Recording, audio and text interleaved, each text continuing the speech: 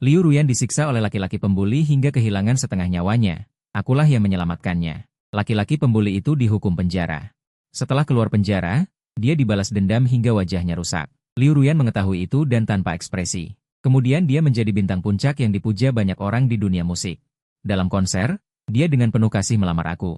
Malam itu, penggemar fanatiknya menusukku dengan pisau. Liu Ruyan berdiri di samping, dengan rokok di bibir, melihat dengan dingin. Aku memohon padanya untuk menyelamatkanku, dia membungkuk, dan menekan puntung rokok yang panas ke kelopak mataku. Senyumnya ringan, siapa yang menyuruhmu ikut campur dulu menyelamatkanku? Wajahnya yang begitu tampan. Saat wajahnya dirusak, betapa sakitnya, aku baru mengerti, ternyata dia mencintai laki-laki pembuli itu selama bertahun-tahun. Saat membuka mata lagi, aku kembali ke hari pindah sekolah ini. Liu Ruyan berlumuran darah. Bibirnya bergerak-gerak memohon aku menyelamatkannya, rasa sakit terbakar di kelopak mataku menjalar ke saraf, arteri lehernya terputus. Rasa takut dari semburan darah itu membuatku tersentak dan menarik napas panjang. Pandanganku perlahan menjadi jernih. Liu Ruyan, kau selamatkan atau tidak? Gadis muda yang cantik dan berseri-seri dengan keadaan compang-camping. Tertelungkup di tanah terengah-engah, 10 jari tangannya hancur berlumuran darah, punggung tipisnya oleh Ma Zouri. Ditusuk dengan tongkat kayu, seperti menginjak seekor semut, melalui jendela kaca. Liu Ruyan dengan susah payah memutar lehernya. Bola mata hitam pekat menatapku, suaranya parau. Seperti danau yang mengering, tolong aku. Adegan yang persis sama dengan kehidupan sebelumnya. Aku mencengkeram telapak tanganku erat-erat, melihat permohonan ketakutan di matanya, hanya merasa benci sekaligus lucu. Liu Ruyan, kau terus-menerus mengatakan membenci aku ikut campur urusan, tapi dulu saat hidup dan mati. Yang memohon pertolongan padaku juga kau. Kenapa yang kehilangan nyawa pada akhirnya adalah aku? Aku ingat hari pertama pindah ke sekolah baru. Aku mendengar seseorang meminta tolong di luar ruang peralatan. Liu Ruyan seluruh tubuhnya seperti ditarik dari air, gemetar kesakitan. Aku menariknya dari lumpur. Kemudian Ma Zouri berkali-kali menyulitkannya, aku selalu melindunginya di depannya. Beberapa kali juga menderita kerugian di tangan Ma Zouri. Ada teman sekelas yang usil bertanya apakah aku suka Liu Ruyan. Saat itu aku tidak tertarik pada Liu Ruyan. Sahabat terbaikku saat kecil, di luar negeri cuti sekolah karena perundungan di sekolah, aku sangat tidak tahan melihat orang mengalami perundungan. Tapi Liu Ruyan menunduk, dengan lembut menggenggam pergelangan tanganku. Aku suka kamu. Dia berkata dengan lembut. Kemudian aku baru mengerti. Saat itu Ma Zouri berdiri di luar jendela. Dia hanya ingin membuat Ma Zouri cemburu. Liu Ruyan secara sukarela menawarkan untuk membantuku belajar. Kami masuk ke universitas yang sama. Pada hari surat penerimaan keluar, Ma Zouri diduga melakukan pembunuhan berencana. Akhirnya dijatuhi hukuman penjara 10 tahun. Liu Ruyan mabuk, seperti binatang buas, dengan liar mencium dan menggigit tubuhku. Keesokan harinya melihat bekas di leher dan bahuku. Sekilas rasa bersalah di matanya, dia memelukku. Dia meminta maaf dengan jeda setiap kata. Maaf, aku hanya sangat mencintaimu. Orang tuaku tidak setuju kita bersama. Mereka merasa Liu Ruyan licik dan penuh tipu daya. Tidak seperti yang tampak lembut dan murah hati. Sampai dalam suatu kegiatan mendaki gunung, aku terpeleset jatuh. Liu Ruyan hampir kehilangan kedua kakinya demi menyelamatkanku. Orang tuaku baru percaya dia sungguh mencintaiku. Dengan bantuan orang tuaku. Setelah lulus, Liu Ruyan cepat mendapat posisi di industri hiburan, dan berkat album yang aku buat khusus untuknya. Dalam semalam menjadi viral di seluruh internet. Liu Ruyan akan mengadakan konser ribuan orang, katanya akan memberiku kejutan pada hari konser. Baru kemudian aku tahu, rencana awal Liu Ruyan adalah, di konser itu, mengumumkan cintanya dengan Ma Zouri yang melintasi 10 tahun. Sayangnya Ma Zouri terbaring di rumah sakit karena cacat wajah, maka Liu Ruyan melampiaskan semua kebenciannya padaku. Air mata memenuhi mataku, dia hanya sedikit terkejut, lalu tatapannya kembali dingin. Saat itu dia menggigit dadaku. Tahu tidak, selama ini setiap kali melihat wajah munafikmu ini, aku mual ingin muntah. Jika bukan karena kamu, aku tidak akan berpisah dengan Zouri. Seharusnya sudah mati, jiwa terlepas dari raga, rasa sakit terkelupasnya. Seolah ingin membelahku menjadi dua. Seketika tersadar, aku menyadari bahwa aku benar-benar terlahir kembali. Matahari terik dan cerah, tatapan seorang gadis yang memohon pertolongan menempel erat di wajahku. Aku memegang buku pelajaran, berjalan melewati jendela tanpa menoleh. Liu Ruyan. Dalam hidup ini aku tidak akan ikut campur dalam permainan cintamu yang menjijikan ini. Biarkan aku melihat seberapa bahagia dirimu. Sampai di kelas baru, bel berbunyi, Liu Ruyan masuk perlahan dari pintu belakang. Dia mengenakan jaket seragam longgar, kedua tangan disembunyikan di lengan baju, selain keringat dingin yang terus mengalir di wajahnya. Tampak tidak ada tanda luka. Sepertinya untuk menutupi Ma Zouri, dia berusaha keras. Siswa Guyan, kamu baru pindah, untuk sementara duduk sebangku dengan Liu Ruyan. Dia pintar, bisa membantumu. Tatapan Liu Ruyan jatuh ke wajahku. Sekilas ketegangan yang hampir tak terlihat di matanya, sepasang mata hitam pekat waspada menatapku. Kenapa? Apakah kamu takut aku akan menceritakan apa yang terjadi tadi? Tidak perlu, Bu Guru. Aku sudah menemukan tempat dudukku sendiri. Aku tersenyum tipis dan langsung menuju meja dan kursi kosong di barisan paling belakang, dengan jelas menunjukkan ketidaksukaanku. Wajah Liu Ruyan tampak 3 kali lebih suram. Aku tidak peduli dengan perasaannya, aku langsung mengeluarkan buku pelajaran. Meskipun sudah hampir 10 tahun tidak belajar pengetahuan SMA, setelah sekolah aku membereskan barang agak lambat. Sebuah bayangan menghalangi pandanganku. Mendongak, aku bertemu dengan wajah dingin Liu Ruyan. Hari ini siang hari. Kamu jelas melihatku di luar jendela. Dia menggigit bibirnya, matanya menyelidiki. Kenapa kamu tidak menyelamatkanku? Seketika, aku secara refleks mengira Liu Ruyan juga terlahir kembali sepertiku. Tapi alisnya sedikit berkerut. Dan matanya tampak kabur, sama sekali tidak seperti orang yang terlahir kembali. Aku menyandang tas punggungku. Dengan tenang aku berjalan melewatinya. Maaf, pendengaranku buruk. Jadi aku tidak mendengar suara anjing. Keesokan paginya, saat jam pelajaran pertama, baru saja tiba di kelas, aku dipanggil wali kelas.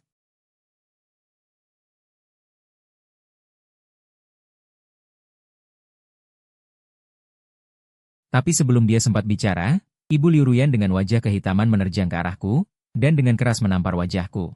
Bocah sialan, lengannya yang sudah diayunkan hendak memukul lagi, tapi dihadang oleh 2 guru wanita. Wali kelas membentak dengan suara keras, Ibu Liu Ruyan, apa yang kau lakukan? Luka di tubuh Liu Ruyan bukan karena pukulannya. Ibu Liu Ruyan adalah pedagang kecil di pasar tradisional, tenaganya besar. Pipi terasa perih membara, setengah kepalaku juga berdengung. Aku menutupi wajahku dan menatap dingin ke atas. Wajahnya penuh kebencian, sambil menunjuk ke arah ibuku dari kejauhan. Kalau bukan karena kamu, masa anakku bisa terluka separah ini? Kamu jelas lewat, kenapa tidak menyelamatkannya? Dasar bocah durhaka, hatimu begitu kejam. Wali kelas berkata dengan canggung, orang itu memakai masker dan topi, kamera pengawas tidak bisa dikenali. Siswa Guyan, menurut Liu Ruyan, dia meminta tolong padamu kemarin. Tapi kamu tidak mengindahkannya. Aku menoleh ke arah Liu Ruyan di samping. Tangannya tergantung di sisi tubuh. Kepalanya menunduk, poni yang agak panjang menutupi matanya, tidak terlihat ekspresinya. Sepertinya, dia tidak tega melaporkan M. Azzouri, jadi dia menjadikanku kambing hitam. Bu Guru, aku tidak mendengar ada orang yang meminta tolong padaku. Aku melepaskan tanganku, memperlihatkan setengah wajah dengan bekas tamparan merah, mata berkaca-kaca. Dengan penampilan seperti bunga putih yang terdesak. Kemarin aku memakai earphone untuk mendengarkan musik, tidak mendengar suara apapun. Aku menoleh ke arah Liu Ruyan. Siswa ini, karena kamu dipukul. Kenapa kamu tidak langsung bilang ke guru kemarin? Aku bertanya dengan penasaran, membuat ruang guru kembali hening. Wajah Ibu Liu Ruyan berubah, dia menangis histeris sambil memukul-mukul dada. Aku tidak peduli. Anakku dipukul di sekolah kalian, kalian harus bertanggung jawab. Wali guru buru-buru berkata. Orang di video itu bukan siswa sekolah kita. Itu tidak masalah.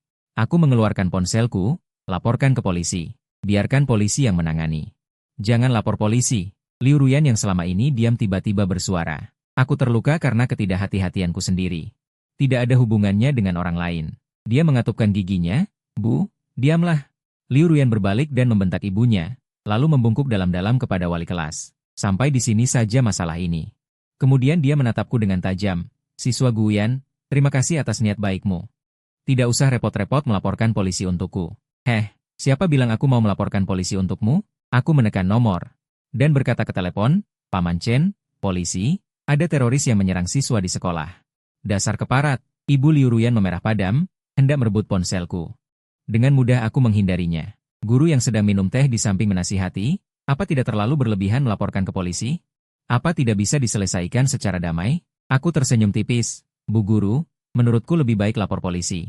Lagi pula kalau orang tuaku tahu, konsekuensinya akan lebih parah. Dasar bocah sialan, mau menakut-nakuti siapa?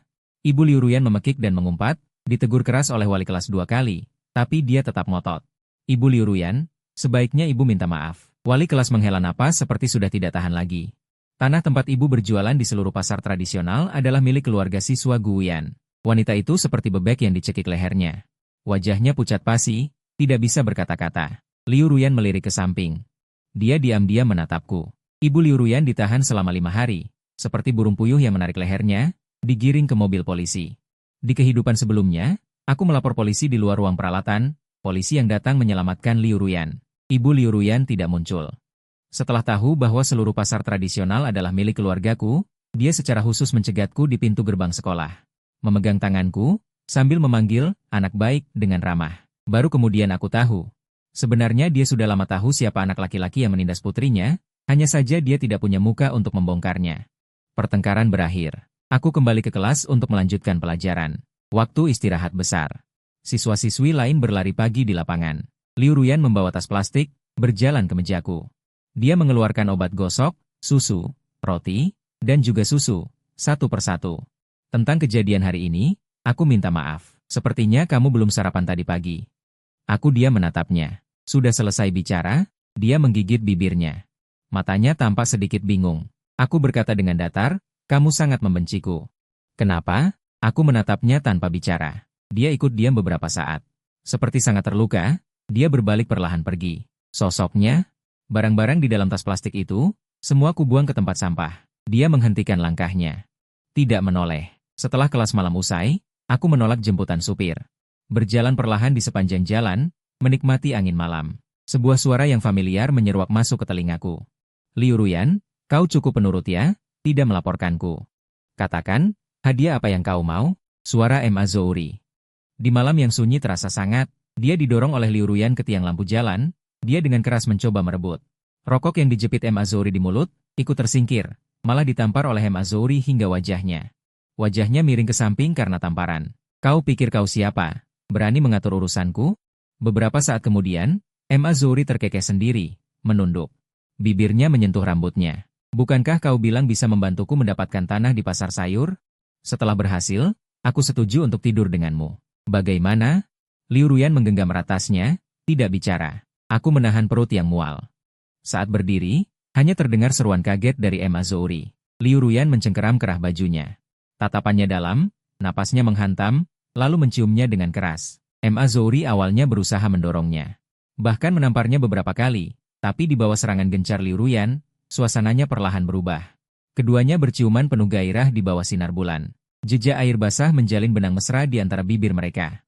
Zouri, tatapannya penuh kasih, apa yang kau inginkan? Semua akan kuletakkan di hadapanmu. Mata Liu Ruyan dipenuhi hasrat cinta yang membara, bahunya gemetar kecil. Aku berpegangan pada tembok tua yang retak, jari-jariku nyaris mencengkeram celah bata yang keras. Butuh waktu lama untuk meredakan amarah yang bergelora di perutku. Aku teringat kehidupan sebelumnya, Liu Ruyan datang padaku dengan tubuh penuh luka.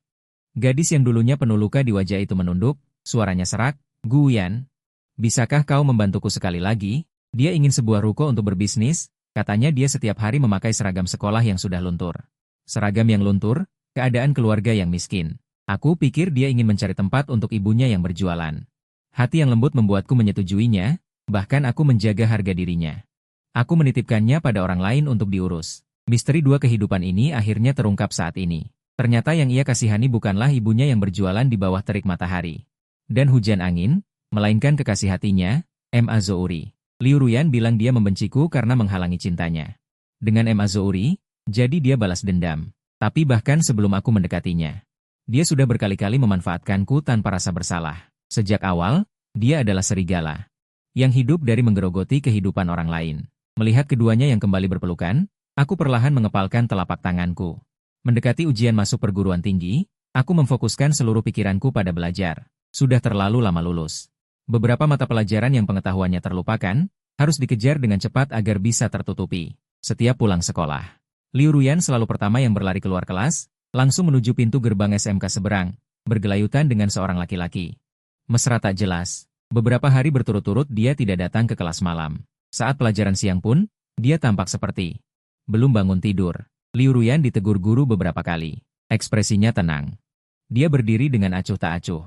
Di balik kerah bajunya yang terlipat, terlihat jelas bekas cakaran. Di tulang selangkanya juga ada beberapa bekas gigitan yang gelap. Sinar matahari jatuh di atasnya, bekas luka yang mengerikan itu tampak nyata. Namun dia malah menyipitkan mata. Matanya bercampur sedikit rasa rindu, seolah-olah bekas luka itu adalah medali kehormatan. Sebentar lagi ujian akhir. Lihat dirimu, apa masih pantas disebut pelajar? Suara wali kelas marah sekaligus tidak percaya. Liu Ruyan sedikit menoleh. Pandangannya bertemu denganku dari kejauhan, lalu dia mengalihkan pandangannya dengan datar, bagaikan orang asing. Aku tanpa ekspresi menunduk, melanjutkan soal ujian yang belum selesai. Hampir ujian simulasi. Setelah pulang sekolah, Aku berjalan sedikit lebih cepat dari biasanya. Baru sampai di gerbang sekolah, sesosok bayangan menghalangi jalanku. Hei, kau Guyan? M.A. Zouri dengan rambut gimbal ungu. Mengunyah permen karet di mulut, stik baseball di tangannya berdebum-debu memukul tanah. Dia tersenyum provokatif padaku, penampilannya juga biasa saja, katanya mengevaluasi. Aku mengerutkan kening. Dalam kehidupan ini, secara diam-diam, M.A. Zouri seharusnya tidak mengenalku. Sebelum aku sempat bicara, dia meludahkan permen karet, nada suaranya meremehkan. Jadi kau dan Liu Ruyan, si bajingan itu, punya hubungan. Jangan pura-pura. Aku melihat fotomu di ponselnya, dia mencibir, tatapan serakah mengamatiku dari atas ke bawah. Karena kau punya kesalahan sementara, kudengar kau cukup kaya. Begini saja. Berikan aku sejumlah uang, aku akan berikan Liu Ruyan padamu untuk bermain-main. Bagaimana? Melihat aku diam. Dia tampak sedikit cemas. Tepat saat itu, suara langkah kaki cepat mendekat. M.A. Zouri langsung dilindungi oleh Liu Ruyan yang datang. Dia pertama-tama menatapku dengan waspada. Kemudian dengan cemas dia menatap M.A. Zouri di belakangnya. Zouri, kau tidak apa-apa? M.A. Zouri memutar bola mata, mengangkat kaki dan langsung menendang Liu Ruyan, lalu langsung naik ke motor di pinggir jalan. Aku tidak ingin menonton adegan yang lebih menjijikan selanjutnya. Aku mengangkat kaki untuk pergi, Liu Ruyan tiba-tiba memanggilku. Matanya bercampur sedikit kerumitan. Kau sudah tahu aku juga kembali, kan? Aku menghentikan langkah. Benar. Sejak malam itu melihat Liu Ruyan memaksa mencium M.A. Zouri, aku sudah tahu. Dia sama sepertiku, bereinkarnasi. Liu Ruyan di kehidupan sebelumnya di hadapan M.A. Zouri. Seperti anjing tanpa harga diri, bagaimana berani memaksa menciumnya? Mataku tenang. Wajah Liu Ruyan perlahan menjadi muram. Guyan, kau seharusnya tahu. Dalam kehidupan ini aku tidak akan membiarkan Zouri mengalami sedikit pun kecelakaan. Jadi wajahmu tegang? Takut aku akan membalas dendam pada M.A. Zouri? Mungkin senyumku terlalu sinis. Liu Ruyan entah memikirkan apa, bibirnya mengencang sedikit demi sedikit. Di kehidupan sebelumnya kau mati di tanganku, kau sudah mendapatkan pelajaran yang pantas. Karena telah bereinkarnasi. Kita berpisah, masing-masing menjalani hidup dengan baik. Nada suaranya angkuh. Penuh dengan belas kasihan dan ampunan dari orang yang lebih tinggi, seolah-olah akulah badut yang merampas segalanya darinya. Aku menengadah dan tertawa terbahak-bahak, tertawa sampai air mata keluar. Wajahnya yang marah dan tidak puas.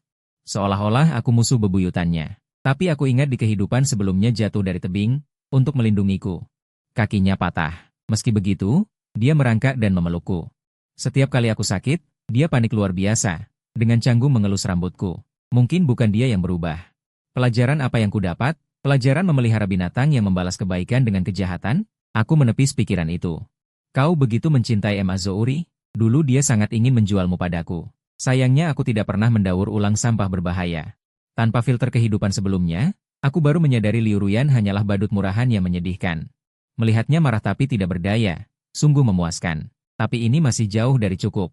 Di kampus tidak pernah kekurangan gosip. Liu Ruyan entah menggunakan cara apa, benar-benar menyewa sebuah ruko untuk M.A. Zouri. Di pusat kota yang mahal, sewanya mahal. M.A. Zouri menyuruh ibunya memindahkan kios buah ke dalam ruko yang baru direnovasi. Tidak jauh dari sana, Ibu Liu Ruyan berjualan sayur di lapak kaki lima, dengan panik menghindari patroli petugas. Hasil ujian simulasi kedua keluar. Setelah belajar lembur selama ini, aku mendapat peringkat kelima di kelas. Kali ini peringkatku di luar 200. Benar-benar mengejutkan. Liu Ruyan, apa yang kau lakukan akhir-akhir ini? Bahkan wali kelas tidak tahan untuk bertanya seperti itu. Liu Ruyan bahkan tidak melihat kertas ujiannya, buru-buru memasukkannya ke dalam tas. Dia berkata dengan acuh tak acuh, hanya satu kesalahan. Di ujian nasional, aku akan tetap menjadi juara satu. Sepertinya dengan maksud tertentu, dia menatapku dengan pandangan penuh kemenangan. Di meja belajarnya terletak. Bukan buku latihan yang teratur, melainkan tumpukan kertas ujian yang berantakan. Setelah pulang sekolah sore, aku dan teman sekelas berjanji pergi keluar kampus. Bukankah itu Liu Ruyan, si jenius di kelas kita? Aku fokus menatap lurus ke seberang. M.A. Zouri bersandar malas di dinding. Liu Ruyan berlari kecil dan menerjang ke pelukannya, bergelantung seperti kanguru di tubuhnya. Keduanya memajukan bibir. M.A. Zouri tertegun, membuang rokok di tangannya. Dia mengangkat dagu gadis itu dan mencium dalam-dalam. Senja yang indah membakar langit di sudut pandang. Mereka berciuman mesra di gerbang sekolah seolah tak ada orang lain. Seperti drama TV yang mengalahkan semua penjahat, akhirnya cinta yang sempurna dan penuh gairah. Sangat romantis. Dua gadis kecil berusia belasan tahun lewat, memegang wajah mereka dengan gembira menonton. Orang tua mereka menarik-narik tapi tidak bisa membawa mereka pergi.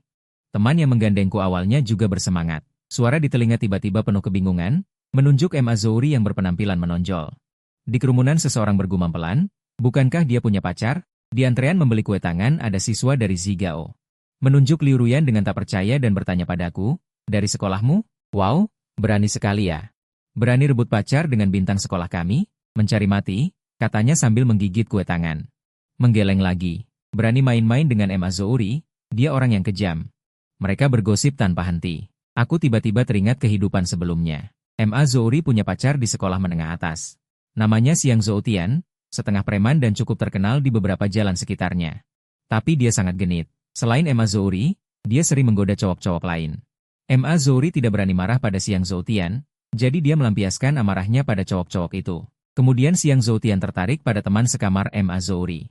Cowok yang selalu juara satu di ujian profesional itu. Meskipun cowok itu sudah berkali-kali menolak dan bilang dia tidak suka padanya. Ma Zouri tetap tidak mau melepaskannya. Pada hari ujian masuk perguruan tinggi, dia membius teman sekamarnya. Dengan pisau cukur yang dicelup air garam, dia mengiris kulit wajah cowok itu satu persatu. Dia menutup tenggorokan cowok itu. Setelah cowok itu sadar, dia meletakkan cermin di depannya. Di tengah isakan putus asa dan penuh derita cowok itu. Ma Zouri menggunakan pengetahuannya untuk menjahit potongan kulit babi hitam kotor ke wajah cowok yang berlumuran darah. Lalu memotretnya dan mengirimkannya ke Xiang Zoutian. Setelah ditangkap, wajahnya tidak menunjukkan rasa takut sama sekali. Sebaliknya, dia sedikit menyesal dan berkata sambil tertawa pada ayah cowok itu, siapa suruh kau menjadi bajingan yang merebut pacarku? Sayang kalian datang terlalu cepat. Sebenarnya ilmu anatomi aku juga cukup baik, karena usianya masih muda. Dia hanya dihukum 10 tahun. Sampai dia keluar dari penjara, cowok yang disakitinya masih terbaring di rumah sakit. Hal pertama yang dilakukan Ma Zouri saat bebas adalah mencari Xiang Zoutian dan ingin menusuknya sampai mati. Mengingat masa lalu yang menyakitkan. Meskipun sekeliling ramai, aku merasakan hawa dingin menjalar di punggungku. Melihat pasangan yang berciuman penuh gairah di depanku, aku jadi berpikir, beberapa hewan terlahir membawa sial. Begitu berurusan dengan mereka, tidak akan ada akhir yang baik. Bukankah hidupku sebelumnya adalah contoh yang bagus? Dari sini, Liu Ruyan dan Ma Zouri benar-benar pasangan yang cocok. Hari-hari berlalu cepat. Hasil ujian simulasi ketiga keluar. Aku naik 8 peringkat. Wali kelas khusus memanggilku ke kantor untuk memujiku. Setelah memujiku, dia menghela napas cemas. Liu Ruyan turun lebih dari 100 peringkat lagi. Apa yang sebenarnya terjadi padanya akhir-akhir ini? Guru yang sedang minum teh di sampingnya tersenyum, pacaranlah. Beberapa kali aku jalan-jalan malam. Aku melihat Liu Ruyan dari kelasmu menunggu pacarnya di sekolah menengah atas seberang. Bagaimanapun, dia dulu adalah murid baik yang membuatnya bangga. Wali kelas berencana mencari beberapa guru untuk memberi les privat pada Liu Ruyan. Berharap bisa menaikkan nilainya lagi. Aku berdiri di samping dengan patuh tanpa bicara. Sebenarnya sebentar lagi, wali kelas akan mengerti bahwa orang yang rela jatuh tidak layak diselamatkan. Benar saja, Liu Ruyan menolak les dengan wajah penuh ketidaksabaran. Bahkan mulai datang terlambat dan pulang lebih awal, bolos terus-menerus. Wali kelas tidak tahu kemana dia pergi. Aku tahu. Malam itu, orang tuaku dengan misterius membawaku ke depan. Sebuah bar yang baru buka. Ayan, bukankah kau bilang universitas akan memperluas kampus baru di sini? Ayah dan ibumu segera membeli deretan rumah ini. Rencananya mau buka restoran, hotel, kafe. Lihat apa ada yang terlewat, aku tidak menyebut soal reinkarnasi, tapi orang tuaku sangat percaya pada semua yang kukatakan. Aku hanya bilang satu kalimat. Meskipun kabar kampus baru itu bagi orang lain terdengar sangat konyol dan tidak bisa dipercaya. Mereka tidak pernah meragukanku. Sebaliknya, mereka mendukung setiap keputusanku. Di kehidupan sebelumnya, saat aku bersama Liu Ruyan, itu satu-satunya kali mereka tidak setuju. Dengan mata berkaca-kaca. Saat aku mendorong pintu bar, aku melihat Liu Ruyan di atas panggung memegang mikrofon, bernyanyi dengan lirih. Suaranya merdu, menyanyikan lagu-lagu hits yang beberapa tahun kemudian akan dikenal banyak penyanyi. Dan di papan di sampingnya, ada tulisan tangannya sendiri, penyanyi orisinal. Liu Ruyan. Aku ingat lagu hits yang sedang dinyanyikan ini adalah lagu yang ditulis seorang guru musik untuk kekasihnya. Kekasihnya dirawat di ICU. Dia mengajar di siang hari, dan menulis lagu di malam hari untuk biaya perawatan. Melalui kaca ICU, setiap hari dalam panggilan video, dia bernyanyi menyemangati kekasihnya yang terbaring di ranjang sakit. Belakangan, lagu ini menjadi terkenal di seluruh negeri, dengan royalti yang didapat. Akhirnya dia mengumpulkan cukup uang untuk biaya operasi transplantasi paru-paru ganda. Kekasihnya akhirnya keluar dari balik kaca itu. Dan sekali lagi menggenggam tangannya. Lagu selesai, tepuk tangan gemuruh dari penonton. Di atas panggung, Liu Ruyan melihatku. Hanya beberapa detik. Dia mengalihkan pandangannya dengan tenang. Tidak ada sedikit pun rasa bersalah di matanya. Dia sama sekali tidak merasa malu. Menjiplak hasil jerih payah orang lain. Padahal dia bereinkarnasi, lebih beruntung dari banyak orang. Dengan kesempatan emas untuk memulai kembali, dia tetap tanpa ragu mencuri kehidupan orang lain. Ayah, ibu, tolong bantu aku melakukan satu hal. Aku mengira Liu Ruyan hanyalah belatung di selokan, gelap dan menjijikan. Ternyata, membiarkannya berubah menjadi lalat busuk hanya akan lebih menjijikan. Aku hanya berniat baik menyuruh seseorang memberitahu Ibu Liu Ruyan bahwa toko yang ditempati keluarga M. Azuri itu sebenarnya disewa oleh Liu Ruyan untuk mereka. Ibu Liu Ruyan pun marah besar. Salah satu dalam hidup, aku mengira Liu Ruyan hanyalah belatung di selokan. Gelap dan menjijikan. Ternyata, membiarkannya berubah menjadi lalat busuk. Hanya akan lebih menjijikan. Aku hanya berniat baik menyuruh seseorang memberitahu Ibu Liu Ruyan bahwa toko yang ditempati keluarga M. Azuri itu sebenarnya disewa oleh Liu Ruyan untuk mereka. Ibu Liu Ruyan marah besar. Di tengah keramaian pasar, ia bergumul dengan Ibu M. Azuri, saling menjambat telinga, dan menarik rambut, saling memaki dengan kata-kata paling kotor dan hina. Dasar perempuan murahan, biarkan anak nakalmu menggoda anakku. Membujuknya untuk melakukan semua ini untukmu, kalian berdua pergi dari sini. Cih, kau sendiri yang murahan. Mata Ibu M. Azuri merah, ia memungut apel busuk di dekatnya dan melemparkannya dengan keras. Dulu kau tidak tahu malu, menggoda suamiku, dan dia mati di ranjangmu. Sekarang aku minta satu rumah darimu itu sudah murah hati. Ibu Liu Ruyan terkena apel busuk. Berlari pontang-panting, mendengar tawa para penonton, wajahnya merah padam. Ini mungkin masa lalu yang paling tidak ingin diketahui orang lain. Bertahun-tahun lalu, keluarga Liu dan MA berbisnis bersama. Ayah MA Zouri cukup memperhatikan keluarga Liu Ruyan yang janda dan yatim piatu. Lama-kelamaan, Ibu Liu Ruyan terlibat hubungan dengannya. Akhirnya, sang pria meninggal mendadak karena serangan jantung, dan dievakuasi oleh ambulans dari ranjang Ibu Liu Ruyan. Tertekan oleh opini publik, keluarga Liu terpaksa membayar sejumlah besar uang kepada ibu dan anak MA. Kemudian mereka buru-buru pindah dari tempat itu. Ini kain penutup malu tersingkap, Ibu Liu Ruyan berteriak. Hendak merobek mulutnya, tetapi MA Zouri yang datang tergesa-gesa menendangnya keras. Berani menyentuh ibuku? Habis kau. MA Zouri marah sambil mengangkat lengannya. Liu Ruyan menghalangi di depan ibunya. Menerima tamparan itu, wajahnya miring karena pukulan. Pukul saja. MA Zouri mengangkat tangan untuk memukul lagi, tetapi Liu Ruyan mencengkeram erat pergelangan tangannya. Zouri, jangan ribut. Matanya yang gelap menyimpan sedikit dingin. MA Zouri menatapnya tajam. Menarik lengannya, lalu membawa ibunya pergi dengan tergesa-gesa. Namun Ibu Liu Ruyan tidak mau berhenti. Kau benar-benar menyewakan rumah untuk mereka? Kau mau mati? Kenapa harus memberi mereka uang? Liu Ruyan mengusap pelipisnya dengan jengkel. Uang bisa kucari lebih banyak lagi. Jangan tambah masalah untuk mereka. Semakin banyak orang yang menonton, wajah Liu Ruyan terlihat sangat tidak enak. Tiba-tiba, di antara kerumunan, ia melihatku. Wajahnya menjadi dingin. Tanpa ragu, ia berjalan ke arahku. Hari ini ulahmu, kan? Nadanya penuh keyakinan. Aku hanya lewat.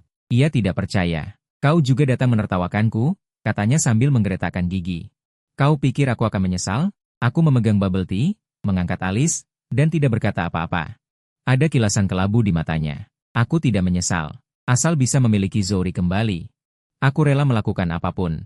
Aku tersenyum, lalu berbalik pergi. Ujian nasional sudah dekat. Wali kelas berharap aku bisa berpidato di radio sekolah. Semangat ujian, teman-teman. Itu tradisi kelas 3 SMA. Sebenarnya kuota sudah ditentukan setengah tahun lalu.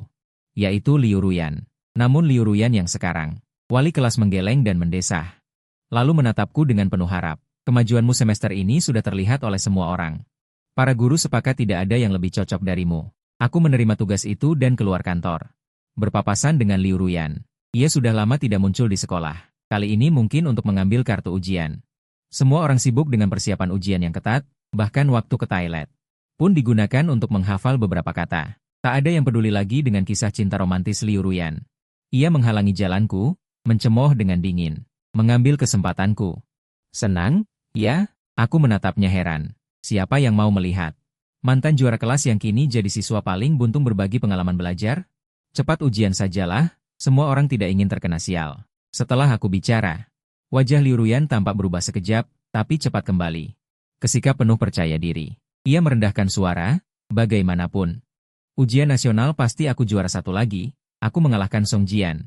Setelah mengambil kartu ujian, aku meninggalkan ruang kelas. Di bawah pohon wutong di kampus, seorang gadis melambai padaku. Wajahnya agak familiar, tapi juga terasa asing. Halo, namaku Xuang Juchuo. Dia sangat pemalu, tersenyum canggung padaku. Aku mengulangi nama, Xuang Juchuo, dalam hati.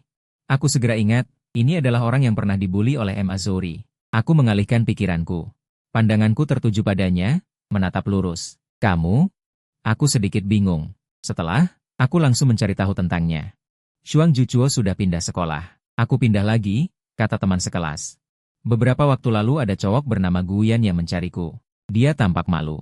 Ada lesung pipit kecil di wajahnya, sangat imut, mengikuti arah pandanganku. Dia menyentuh pipinya. Di dasar matanya terlihat kesedihan yang tak kunjung hilang. Seketika, aku menduga dia juga seperti aku. Lalu kenapa kamu masih kembali ke sini? Tidak takut? Takut. Kenangan itu benar-benar sangat menyakitkan. Jadi aku tidak ingin. Ada gadis tak bersalah lain yang mengalami hal yang sama sepertiku. Dia bertubuh mungil, kurus dan lemah. Suaranya lembut, tapi matanya sangat teguh. Aku teringat akhir hidupnya di masa lalu. 10 tahun seperti satu hari. Terbaring putus asa di ranjang rumah sakit, menahan sakit, menghancurkan sebuah keluarga. Dibandingkan harga yang dia bayar, biaya kejahatan sungguh rendah, kata Xuang Juchuo padaku. Saudara Guyan, terima kasih sudah peduli padaku. Semoga ujian nasionalmu lancar. Aku juga tersenyum, menggenggam tangannya yang ingin dia ulurkan tapi malu-malu. Semua akan berjalan lancar. Bel ujian nasional berbunyi. Aku merasa segar dan ringan. Keluar dari tempat ujian, Papa dan Mama masing-masing membawa minuman dingin dan kipas untuk mengipasi aku. Papa, Mama, bagaimana urusan pendaftaran perusahaan yang aku minta kalian bantu? Papaku melirikku. Ujian nasional sepenting ini, kamu masih bisa memikirkan hal lain? Aku melanjutkan sendiri. Sudah diurus, tapi selama ini keluarga kita selalu melakukan hal yang itu. Sekarang kamu mau bikin emergency? Sebenarnya untuk apa? Aku menggandeng tangan mereka, berjalan sambil bicara. Tentu untuk cari uang dan merawat kalian di hari tua. Sambil bercanda, saat hendak naik mobil, tiba-tiba ada kekuatan besar menarik lenganku. Di depan wajahku adalah Liu Ruyan dengan muka beku dingin. Apa ini ulahmu? Polisi yang berjaga di sekitar melihat ke sini. Dia terpaksa merendahkan suara, berbisik geram di telingaku. Soal ujian nasional berubah total. Ini ulahmu, kan? Aku meliriknya sekilas. Bicaralah lebih keras. Dia langsung kehilangan semangat. Aku mencibir dalam hati. Sejak awal aku tahu, Liu Ruyan yakin dia bisa jadi juara 1. Benar, dia ingat. Soal ujian nasional kehidupan sebelumnya. Makanya dia tidak belajar sungguh-sungguh. Saat aku giat menghafal teks dan berlatih listening. Dia sibuk pacaran dengan Emma Zouri. Tapi siapa bilang keadaan tidak akan berubah? Seperti yang diketahui umum, soal ujian nasional tidak pernah hanya satu versi. Liu Ruyan. Aku meremehkanmu. Liu Ruyan marah hingga balik tertawa. Di bawah hardikan polisi. Dia terpaksa melepaskan tangannya dan meminta maaf dengan tertahan. Ibuku dengan cemas menarikku masuk mobil. Gadis itu yang dulu jadi penyanyi di bar, kan? Katanya dia juara 1 seangkatan. Aku menekan tombol kaca jendela, melihat Liu Ruyan di belakang mobil seperti anjing kalah. Aku tersenyum mengoreksi orang tuaku. Dia bukan juara 1 lagi. Ponselku menerima pesan dari nomor asing. Kamu pikir dengan begini kamu bisa mengalahkanku? Jangan lupa, yang pantas berdiri di konser puluhan ribu orang adalah aku. Aku tersenyum, memasukkan nomor itu ke daftar hitam. Kugoyang lengan papa dan mama. Perusahaan baru kita bisa mulai beroperasi. Hasil ujian keluar. Aku mendapat 671 poin. Meski tidak sehebat juara 1, tapi jauh lebih tinggi dari kehidupan sebelumnya. Mendaftar jurusan komunikasi di Universitas Jingda tanpa tekanan. Bertemu Liu Ruyan lagi adalah di pesta kelulusan SMA. Baru masuk, ada teman sekelas yang mengucapkan selamat karena aku mendapat nilai lebih baik dari sebelumnya. Ada yang menyebut nilai beberapa siswa pintar lain di kelas. Liu Ruyan? Sudahlah. Apa sih hebatnya dia? Nilai ujian nasionalnya bahkan tidak mencapai garis dasar S1. Apa dia mau mengulang? Mana mungkin? Dia sekarang terkenal. Katanya asal nyanyi lagu saja bisa menghasilkan beberapa ribu yuan. Ya, selebriti internet itu. Saya sering melihat videonya di ponsel. Saat semua orang ribut berdiskusi, Liu Ruyan muncul. Dia mengenakan gaun, bergandengan tangan dengan Emma Zouri yang bersetelan jas. Saat matanya melirik saya, sedikit berhenti. Kita si juara kuliah, sekarang jadi bos besar. Penampilan ini benar-benar megah. Liu Ruyan menarik Emma Zouri, entah sengaja atau tidak. Kebetulan duduk di sebelah saya. Sial sekali. Saya segera pindah beberapa tempat. Ekspresi Liu Ruyan berubah gelap sebentar. Lalu dengan tenang, bukan bos besar apapun. Hanya saja kebetulan ada di tren, mendapat sedikit uang. Di kelas juga ada yang nilainya tidak bagus. Wen yang duduk di sebelahnya. Si juara kuliah, tren apa itu? Bisakah kau ajak kami? Liu Ruyan bersikap dingin, menunduk sambil melonggarkan lengan bajunya. Industri video pendek, jika kalian tertarik, kalau ada waktu aku bisa memperkenalkan kalian pada bosku. Mendengar kata-kata itu, aku terkekeh. Tangan Liu Ruyan yang memegang gelas anggur menegang, tatapannya beralih padaku. Aku menahan tawa. Melambaikan tangan, tidak apa-apa, tidak apa-apa, lanjutkan saja omong kosongmu. Semua orang mulai bergurau, pacar Liu Ruyan sungguh tampan. Ekspresi Liu Ruyan sedikit melunak.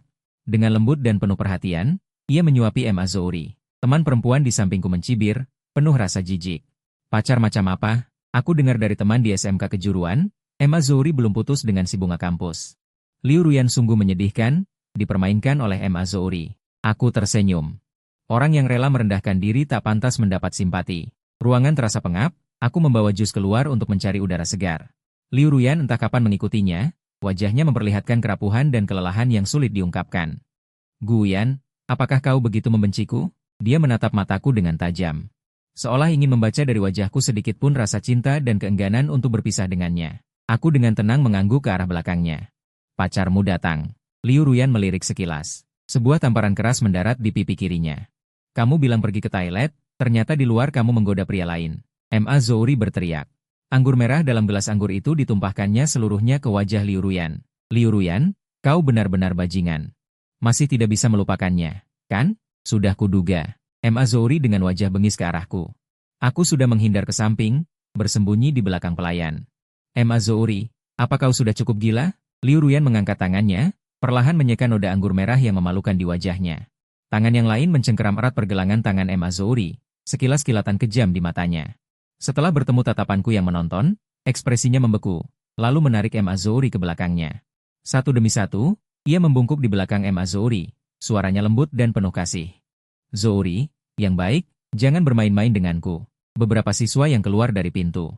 Melihat pemandangan ini, serempak mengangkat ponsel untuk memotret, sambil berkata dengan terkesan.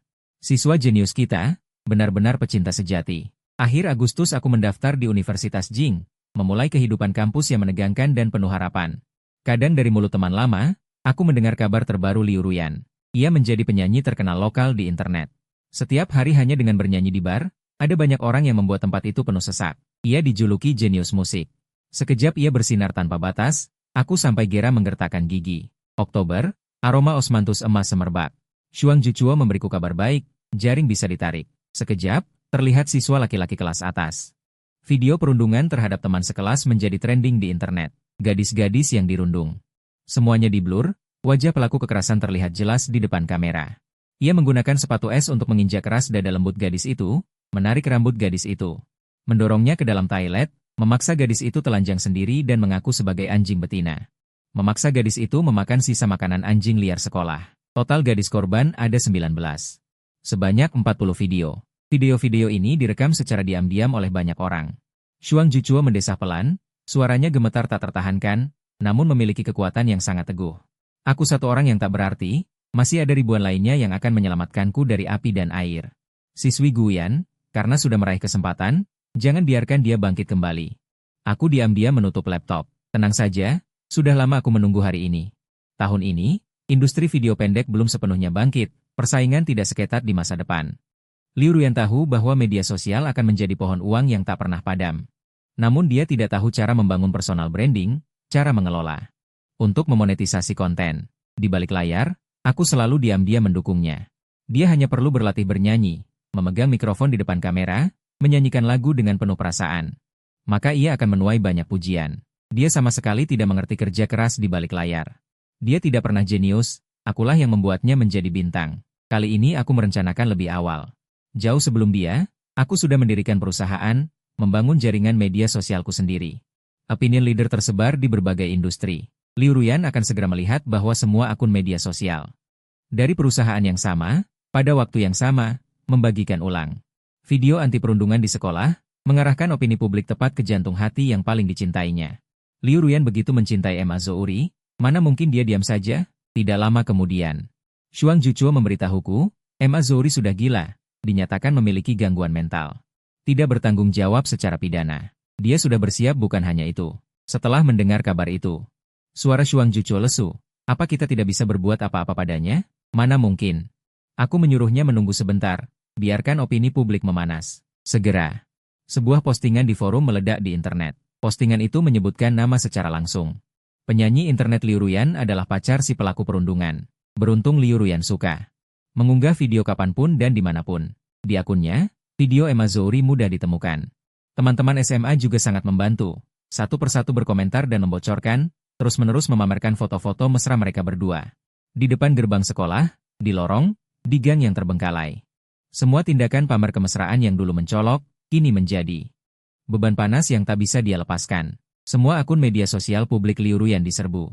Beberapa netizen yang marah memakainya sebagai kaki tangan pelaku perundungan, juga seorang perundung.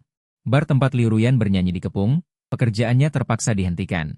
Sebenarnya, selama dia segera menjauhkan diri dari hubungan dengan Emma Zouri, opini publik mungkin masih bisa dibalikan. Tapi dia terlalu percaya diri. Untuk waktu yang lama, nama Liu Ruyan terkait erat dengan kata perundungan. Ada yang berkomentar, sudah sampai tahap ini, dia masih setia pada Emma Zouri. Sungguh cinta sejati tak terkalahkan. Liu Ruyan benar-benar seorang yang romantis. Orang yang berkata itu segera ditampar. Di grup Kiki SMA, seorang teman diam-diam mengunggah sebuah video. Dalam video itu, bagian bawah tubuh Emma Zouri penuh darah. Didorong ke rumah sakit, Liu Ruyan dengan cemas mengikuti di sampingnya, sampai di pintu UGD. Emma Zouri merenggut kerah bajunya, kukunya menusuk dalam ke dagingnya. Lucu sekali. Liu Ruyan, kalau bagian pentingku hilang, aku tidak akan berhenti sampai di sini. Liu Ruyan yang tadinya tampak khawatir. Setelah mendengar kata-kata itu, matanya menjadi gelap, satu tamparan mendarat di wajah Emma Zouri. Menatap tatapan tak percaya Emma Zouri. Dia memejamkan mata, amarah yang tertahan bergolak di dasar matanya. Emma Zouri, jangan kau bertingkah gila di sini. Setelah menonton video, grup itu bergumam. Liu Ruyan dulu sangat memuja Emma Zouri. Bahkan rela menjadi orang ketiga demi bersama Emma Zouri. Kenapa sekarang, cinta masa muda akhirnya saling membenci? Sebenarnya sederhana. Bagi Liu Ruyan yang dulu, Emma Zouri adalah sekuntum bunga di masa-masa kacau hidupnya. Didambakan tapi tak bisa didapat, dicintai tapi tak bisa dimiliki. Emma Zouri adalah bunga yang mekar di lumpur. Tapi Liu Ruyan kemudian pernah mencapai puncak tertinggi kehidupan, menikmati rasa dipuja ribuan orang. Dia terlalu lama menikmati hari-hari dirayu dan dibujuk. Dia melihat ke belakang dari perspektif yang lebih tinggi. Bunga itu berlumuran lumpur, tadinya dia ingin memetiknya. Namun itu hanyalah makhluk yang merangkak di bawah kakinya. Dia bisa memaafkan sekali dua kali, tapi tidak bisa mentolerir sesuatu yang terus-menerus berada di atas kepalanya. Bagi idola nasional Liu Ruyan itu, ini adalah penghinaan yang tak tertahankan. Aku hanya menyuruh orang menyebarkan beberapa. Emma Zouri kehilangan kemampuan reproduksi, dijemput Liu Ruyan ke rumah dan dirawat sendiri. Opini publik tentang perundungan perlahan mereda seiring waktu. Aku memberikan kado kedua. Liu Ruyan menerima surat pengacara yang kukirim, tertuduh mencuri hak cipta lagu orang lain, dan menggunakannya untuk kegiatan komersial. Dia sombong dan munafik. Album hit yang kukarang untuknya di kehidupan sebelumnya diklaim sebagai karya aslinya olehnya, dinyanyikan berulang kali di ruang siaran langsung, menuai banyak tepuk tangan. Tapi dia tidak tahu, jauh saat dia pertama tampil di bar, aku langsung mendaftarkan hak cipta lagu itu. Nama pencipta lagu adalah aku, informasi pendaftaran hak cipta adalah perusahaan Liu Ruyan, diunggah di internet. Pernyataan perusahaan melarang plagiarisme akan segera mengakhiri kontrak dengan Liu Ruyan karena melanggar perjanjian. Liu Ruyan akan menghadapi denda yang sangat besar dan juga harus meminta maaf secara terbuka kepada saya serta mengganti kerugian ekonomi saya. Liu Ruyan berubah dari seorang selebriti internet yang dipuja-puja dan dianggap aliran bersih menjadi tikus yang dicaci maki semua orang. Dari jenius musik menjadi bahan ejekan sebagai jenius musik. Banyak musisi bersuara di internet mengatakan bahwa mereka telah berkarya dengan sungguh-sungguh untuk waktu yang lama, namun naskah yang belum sempat diterbitkan telah dinyanyikan oleh Liu Ruyan, bahkan liriknya persis sama. Tidak ada bukti bahwa mereka telah dijiplak oleh Liu Ruyan. Tapi mereka tidak bisa menerima kenyataan ini. Akibatnya, sekelompok besar orang berkumpul di depan rumah Liu Ruyan, setiap hari membawa pengeras suara, meminta Liu Ruyan keluar untuk bicara. Saat Liu Ruyan menelepon, saya tidak terkejut. Perusahaan tempat saya menandatangani kontrak adalah milik Anda. Anda sudah menyiapkan jebakan sejak awal, menunggu saya masuk. Dari seberang ponsel. Suaranya dingin seperti ular berbisa, penuh kebencian yang menusuk tulang. Gu Wuyan. Kamu sungguh keji. Apa aku keji? Aku tak bisa menahan tawa sinis. Kamu bilang aku menyiapkan jebakan menunggumu masuk, lalu kenapa kamu langsung melompat masuk? Dia sebenarnya punya banyak pilihan. Begitu banyak perusahaan hiburan yang menawarkan kerjasama, mencari dia untuk menandatangani kontrak. Liu Ruyan akhirnya memilih institusi MAN yang baru saja didirikan dan belum lama berdiri. Kenapa?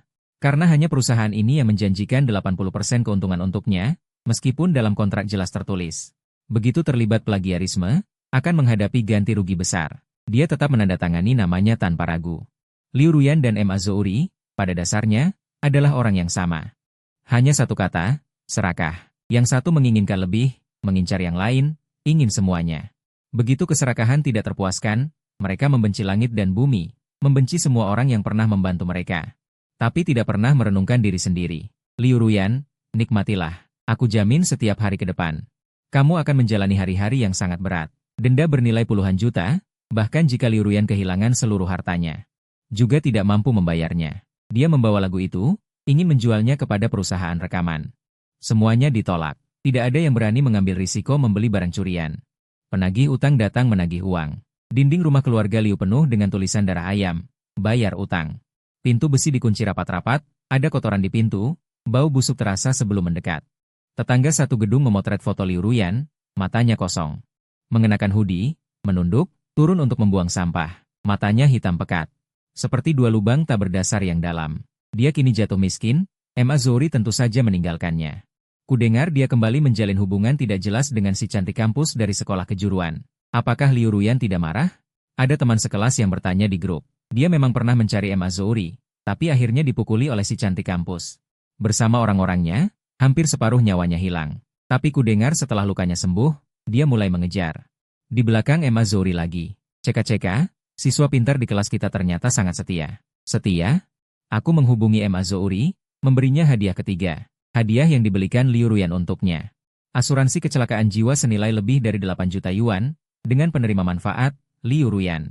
Malam itu, terjadi kebakaran di kompleks kebahagiaan. Saat Ma Zouri dikeluarkan, seluruh tubuhnya hangus hitam.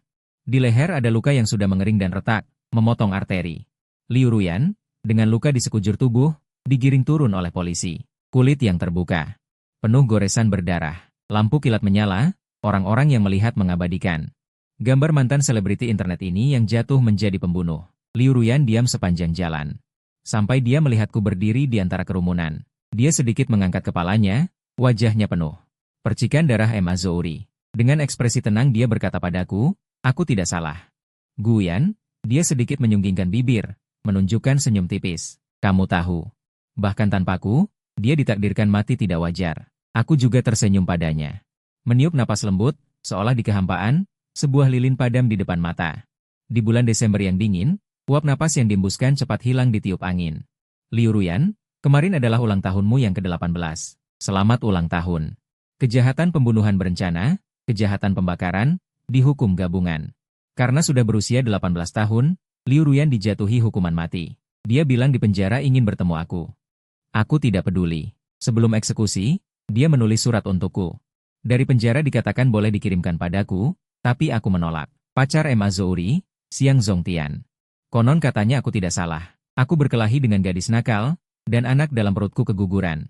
Mungkin nanti tidak bisa hamil lagi. Malam hari gelap, di gang sunyi tanpa kamera pengawas. Saat keluarga tidak bisa menemukan pelaku kejadian itu, aku sedang menunggu di pusat rehabilitasi komunitas. Guyan pulang kerja untuk makan malam, ia memijat pelipisnya, seperti bulan-bulan sebelumnya. Harus datang ke rumah sakit kami untuk periksa ulang di bagian kesehatan, kami saling tersenyum. Kami pergi menikmati mie pedas panas yang baru dimasak di seberang jalan.